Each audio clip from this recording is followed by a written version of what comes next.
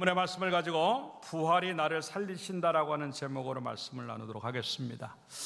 해마다 한 번씩 맞는 그런 절기인데 정말 이게 우리에게 어떻게 다가올까? 예수님이 2000년 전에 그 옛날 언젠가 죽으신 그 사건으로 그런 이야기로만 알 것인가? 아니면 그 부활의 사건이 지금 내 심장에 놓여져서 예수의 생명이 밀고 들어오는, 정말 주님만 생각하면 살맛이 나고 힘이 나고 그러한 모습들이 우리에게 경험되어지겠는가 하는 것이죠. 주님은 나를 살리시려고 죽으셨고 나를 살리시려고 살아나셨는데, 너무나 많이 우리는 죄로 인해서 또 내 마음대로 사는 것들로 인해서 죽고 또 죽고 패하고 실패하고 또 무너지고 이런 삶들 너무 많이 반복하다 보니까 살아난다는 것들을 생각하지 못하고 패배자의 모습으로 살아가는 그런 모습은 아닐까 하는 것인데, 오늘 예배를 드리면서 다시 한번 예수 그리스도의 생명이 우리 속에 있기 때문에 나도 산다라고 하는 마음으로 예배드림으로 말미암아 여러분의 모든 것들이 살아나는 역사가 주어지기를 주님의 이름으로 축원합니다. 그 이야기가 본문의 이야기 속에 다 나오고 있어요. 예수님이 부활하셔서 여러 사람들을 만나시고 보여주시면서 제자들이 모인 곳에 예수님이 찾아오신 모습입니다. 깜짝 놀랄 만한 일이죠. 그런데 그 속에서 예수님은 지금 세 가지 이야기를 그들에게 말씀을 하시면서 그들의 마음들을 다잡고 그네들 다시 원래의 모습으로 만들어내시는 그 장면을 우리가 지금 보고 있습니다. 어찌 보면 이 세 마디의 말씀이 이 시리에 빠지고 실패한 그들에게, 힘없고 맥을 놓은 그런 사람들에게 가장 현실적으로 중요한 이야기들을 주님이 전달해 주시고 계시다고 하는 내용들인데, 결국 그 말씀이 그들 속에 들어가니까 그들은 다시 한번 제자의 모습이 뭔지, 제자의 삶이 어떠해야 하는지를 생각하면서 그 일들로 이제 또 만들어지는 그 내용을 오늘 볼 수 있는데, 우리도 마찬가지입니다. 어찌 보면 아까도 얘기했지만 많은 부분들을 놓치고 잃어버리고 무너져 있는 그런 모습일 수 있고, 또 이 제자들이 놓인 그런 현실의 모습처럼 많은 것들이 어렵기 때문에 맥 빠지는 그런 상황들이지만, 예수 그리스도의 부활이 우리들에게 다시 밀고 들어와서 그 예수 그리스도의 부활이 우리 속에 밀고 들어온다고 하는 게 다른 게 아니에요. 말씀이 우리 속에 들어가고 그 말씀이 우리 속에 살아 움직이면 다시 한번 우리도 살아난 줄로 믿고 그 모습들이 우리 가운데 오늘 만들어지기를 주님의 이름으로 축원합니다. 그렇기 때문에 부활의 은혜가 여러 가지가 있지만 가장 중심적인 게 뭐냐면 따라합시다. 하나님은 다시 나를 살리신다. 그러한 살아남의 역사가 우리 가운데 경험되어지는 예배가 되기를 주님의 이름으로 축원합니다. 그 살아남이라는 게 무엇일까 하는 것들을 몇 가지로 생각해 보면서 은혜를 나누고자, 첫째 따라서 합시다. 부활 평강을 주신다. 주님이 아까도 얘기했지만 그들에게 말씀을 전해주시면서 첫 번째 하신 말씀이 뭐냐면 19절에 이렇게 말합니다. 이날 곧 안식 후 첫날 저녁 때 제자들이 유대인들을 두려워하여 모인 곳의 문들을 닫았더니 예수께서 오사 가운데 서서 이르시되 너희에게 평강이 있을지어다. 이 말씀은 다른 것이 아닙니다. 지금 제자들의 형편과 처지, 현실이 무엇일까? 오늘 본문에 그대로 나오는 것처럼 두렵다라고 하는 겁니다. 어느 정도의 두려움이 있냐면 이 문을 걸어 잠글 수밖에 없는 상황이에요. 예수를 잡아 죽인 유대인들이 예수님과 관계된 어떠한 사람들이라 할지라도 잡아들일 수밖에 없는 상황들, 그리고 잡히면 예수님처럼 죽을 수도 있다라고 하는 그 생각, 어찌 보면 죽음의 공포예요. 그들이 그들 속에 꽉 차 있기 때문에 문을 걸어 잠글 수밖에 없습니다.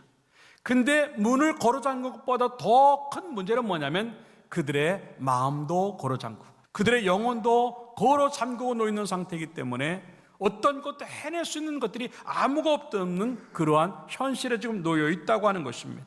이게 참 문제지요.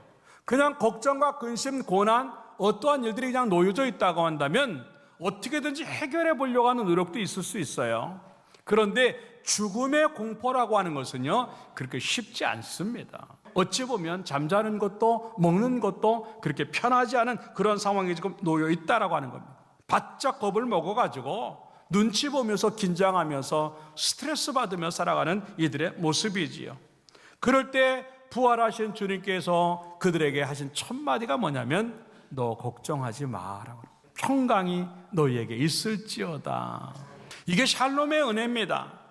문제가 없기 때문에 괜찮은 것이 아니라 문제가 있음에도 불구하고 괜찮게 살아가는 사람의 모습이에요. 이 말씀이 그들 속에 들어가니까요, 제자들은 변하기 시작해요. 부활이라고 하는 것이 제일 중요한 게 뭐냐면 살려내는 것인데, 그 살아남을 통해서 우리는 달라지기 시작하는 거예요. 이제 기쁨도 없었고, 이제 얼굴에 웃음도 없었고, 마음에는 걱정과 근심밖에 없었고, 두려움과 공포밖에 없었던 이 제자들이요, 갑자기 그 말씀 듣고 뛰쳐나가는 순간 그들은 전혀 다른 사람들이 되어졌어요. 어느 정도의 사람이 되었는가? 사도행전 5장 41절의 말씀에 보니까 사도들은 그 이름을 위하여 능력받는 일에 합당한 자로 여기심을 기뻐하면서라고 하는 겁니다. 아무 걱정이 없는 사람들처럼 매 맞아도 괜찮고, 옥에 갇혀도 괜찮고, 욕을 먹어도 괜찮고, 설사 죽는다 해도 괜찮은 사람으로 바뀌는 것이 살아남의 역사라고 하는 것을 이 현장에서 이 제자들이 우리들에게 보여주고 있다고 하는 겁니다. 여러분 어때요? 나는 걱정이 있어도 괜찮고, 매를 맞아도 괜찮고, 설사 죽어도 괜찮다라고 하는 그 정도의 배짱 믿음이 우리 가운데 주어져 있는가 하는 것이죠. 이게 뭐냐면 깊은 바다 같은 겁니다. 바깥의 것들이 아무리 위에서 난리치고 때려친다 할지라도 이 밑에는 아무 일 없는 것처럼 그냥 있는 거예요. 아무 일이 없기 때문에 잔잔한 것이 아니라 깊이가 있기 때문에 잔잔해지는 그 모습이 바로 부활 평강이고, 이것이 바로 샬롬의 은혜라고 하는 것이에요. 여러분들에게도 그런 은혜가 있기 바라요. 난리가 나는 그런 상황이지만도 그 한계선까지만 오고 그 나머지는 나를 어떻게 하지 못하고 넘어오지도 건들지도 못하는 상황이 되어져서 꿈쩍도 안 하는 내 담대함, 꿈쩍도 안 하는 내 평강, 그런 배짱들이 우리에게 주어진다고 하는 것인데, 그 말씀이 바로 요한일서 5장 18절의 이야기예요. 하나님께서로서 난 자는 다 범죄하지 아니하는 줄 우리가 아노니 하나님께로부터 나신 자가 따라합시다. 그를 지키심에 악한 자가 그를 만지지도 못하느니라. 믿습니까? 감히 하나님의 역사가 우리를 두르고 있는데, 그래서 요한복음 16장 22절의 이야기를 합니다. 지금은 너희가 근심하나, 어려움이 밀고 들어오면요, 다 인간이기 때문에 근심할 수밖에 없어요. 그런데 다시 너희를 보리니, 다시라고 하는 말은 부활한 다음의 이야기라는 거예요. 다시 너희를 보리니 너희 마음이 기쁠 것이요, 따라잡자 너희 기쁨을 빼앗을 자가 없으리라. 믿습니까? 다니엘이 그랬어요. 내일 사자굴 속에 들어가야 합니다. 하나, 기도하는 것 때문에. 그런데 다니엘은요, 걱정하지 않아요. 그냥 평안해요. 그게 다니엘 6장 10절의 이야기입니다. 다니엘이 이 조세의 왕의 도장이 찍힌 것을 알고도 자기 집에 들어가서는 윗방에 올라가 예루살렘을 향한 창문을 열고 오라. 너희들이 날 내일 사자굴로 던진다 해도 나 괜찮아. 그러면서 전에 하던 대로 하루 3번씩 무릎을 꿇고 오라고 하는 거예요. 전에 하던 대로예요. 어떠한 일이 밀고 들어와도 내가 전에 하던 대로 기도하고 있으면요, 사자가 우리를 엄습하지 못할 줄로 믿습니다.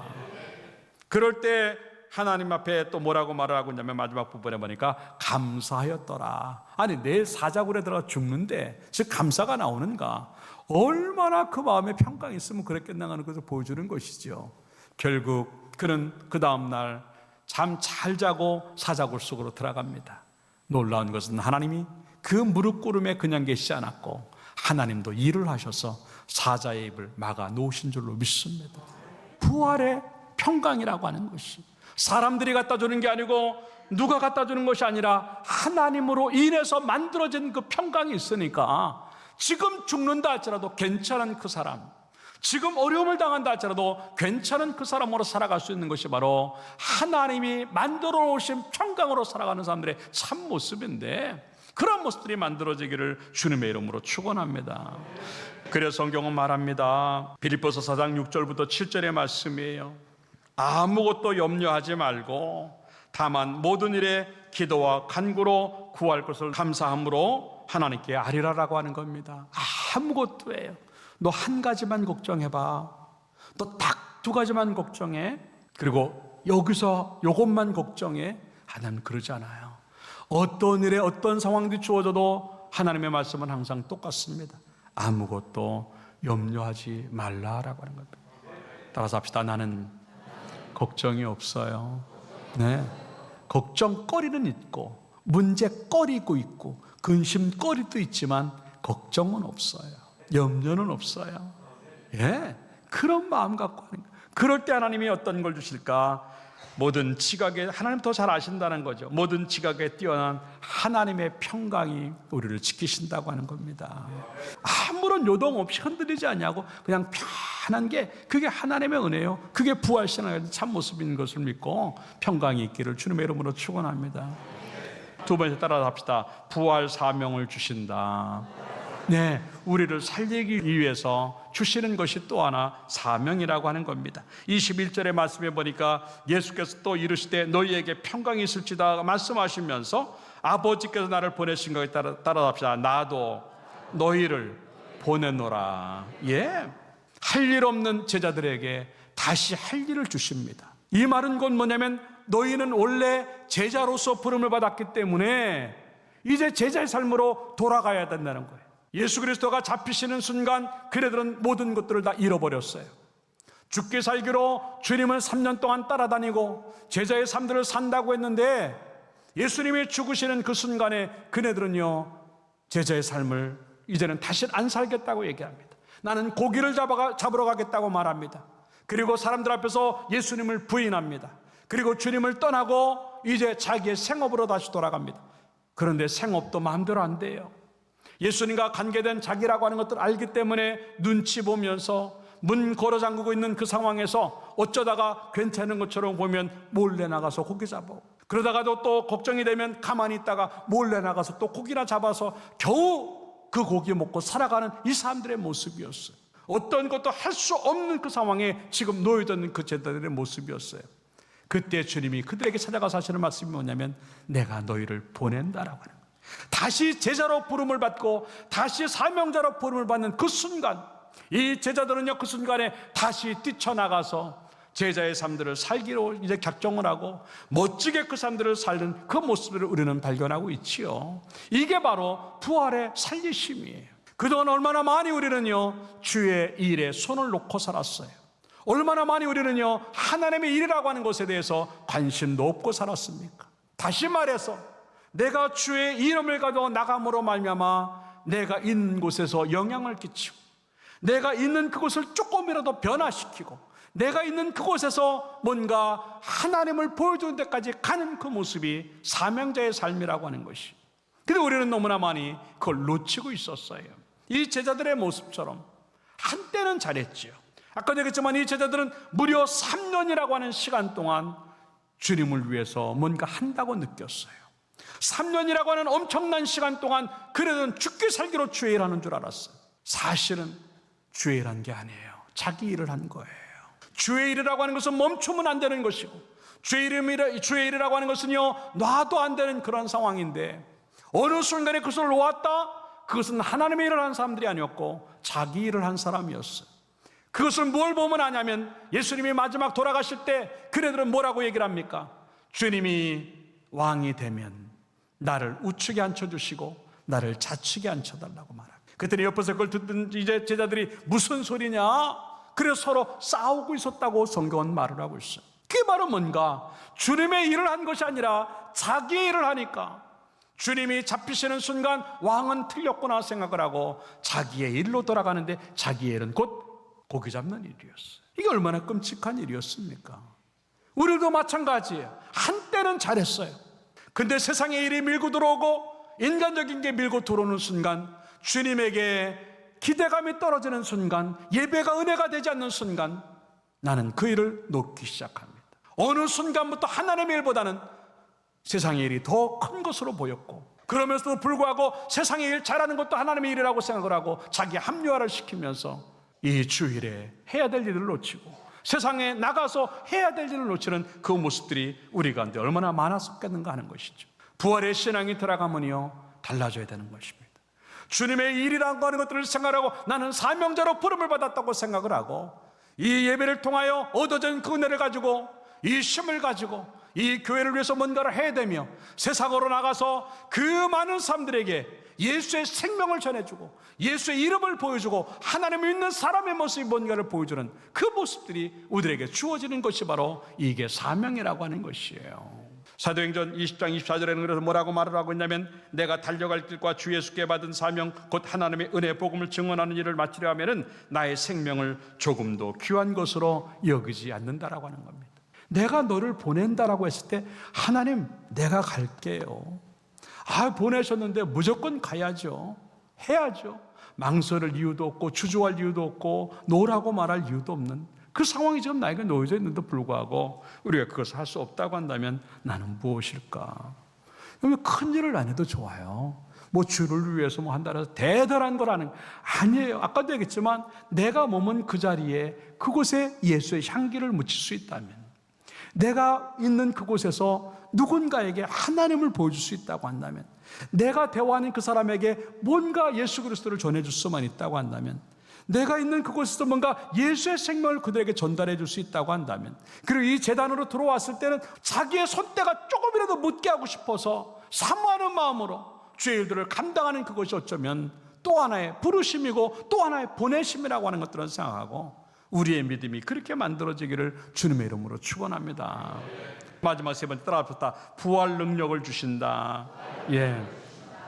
22절의 말씀에 보니까 이 말씀을 하시고 그들을 향하사 숨을 내쉬며 이르시되 성령을 받으라라고 하는 이게 능력이에요.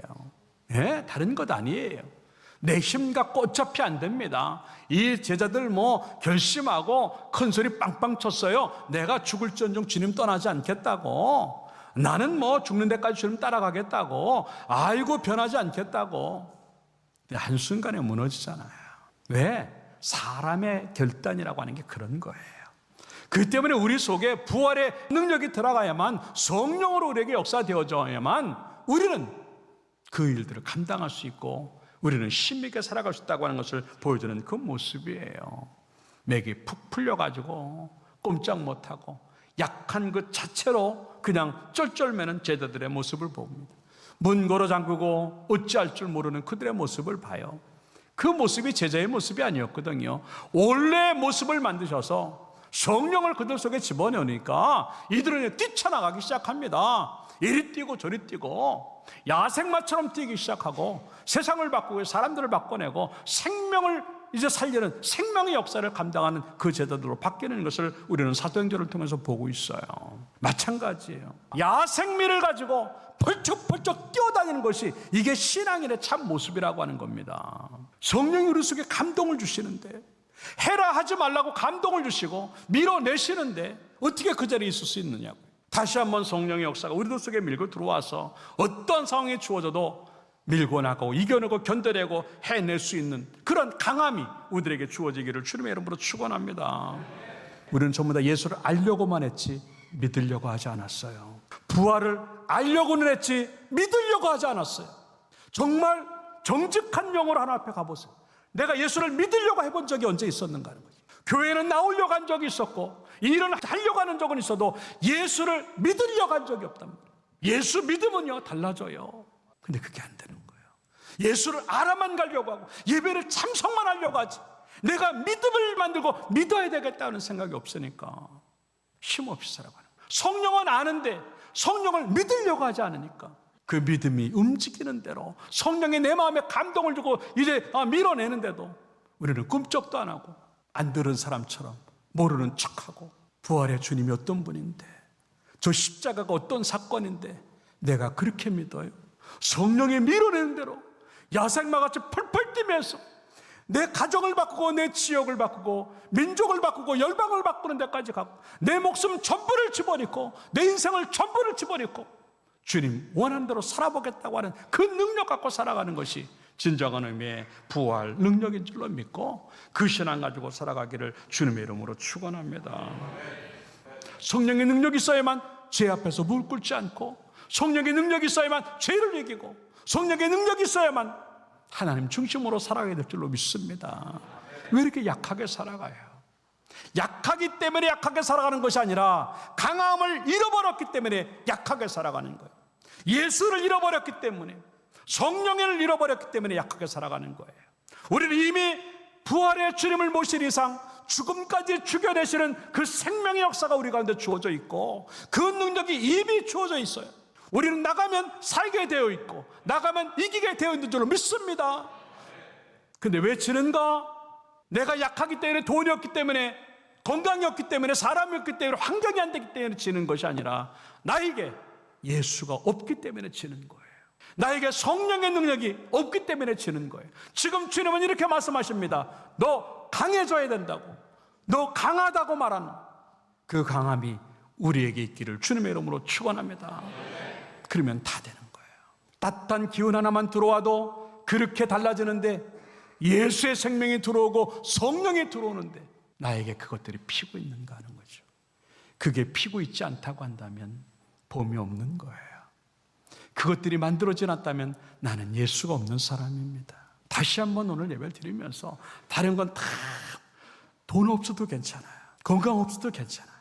사람 없고 빼곡고 기댈 데 없어도 괜찮아요. 한 가지, 예수가 우리에게 있으면 나를 살려내시는 그 새 생명 역사가 주어진 줄로 믿고 강하고 능하게 될 줄로 믿습니다. 그 부활의 예수만 붙잡고 가면 된다 하는 그 믿음 갖고 살아감으로 말미암아 항상 이기는 자가 되기를 주님의 이름으로 축원합니다. 결론적으로 말씀을 드립니다. 어쩔 수 없이 우리는 죽을 수밖에 없는 존재들인데 우리의 심령도 죽고 우리의 마음도 죽고 우리의 생각도 죽고 우리의 삶도 죽고 결국 우리의 목숨도 죽을 날이 오는데 어떻게 우리는 살 것인가? 그 부활의 살아계심 그리고 부활의 살려주심의 은혜가 우리 가운데 주어져서 어떻게 언제 산다 할지라도 살아서 움직이는 우리의 모습들 되어져서 믿음도 살고 삶도 사는 축복이 이 부활주일에 있기를 주님의 이름으로 축원합니다.